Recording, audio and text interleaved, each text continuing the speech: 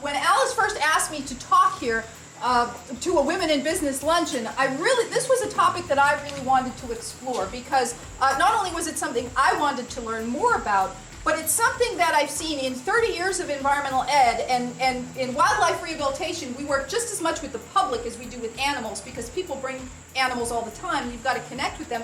I really do see differences in the way men and women connect to and relate to the environment.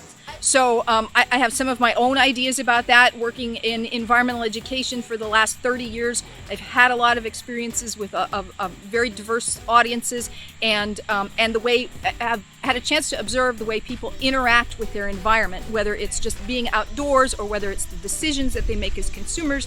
I think there are some differences in the way men and women approach their relationship to the environment. So I really wanted to explore that. I learned a lot about it on my own. I learned some really fascinating things that I hope to share with the audience today that I hope they find just as interesting as I do. We all have the same needs when it comes to the environment. We're all in need of clean water and fresh air and healthy soil. And physically, we're very much the same. We're all wearing masks, men and women and people of all races and cultures and ages. So we're very much the same, but there are some differences. So we're not saying that women shouldn't fly fighter jets or men shouldn't take ballet lessons because it works the other way too. We're saying that there are some general differences.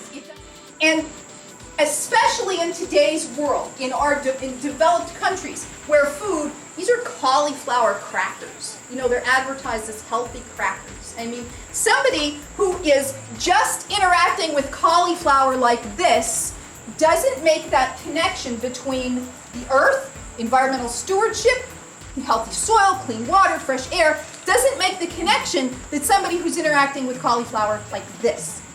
If you would like a tour on the boardwalk, if you would like to know more about what's inside the building, you're more than welcome.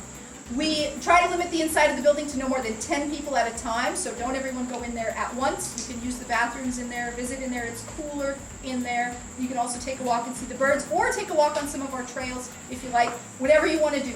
We're here for you. Franklin, Jeannie, Lena, all of us are at your disposal. So thank you for your attention, thank you for coming. Hope you enjoyed it. I hope that was working. But it is really nice to be back in person, networking again, seeing old faces, meeting new people, but also learning more about our community. Today we were here at the Carbon County Environmental Education Center.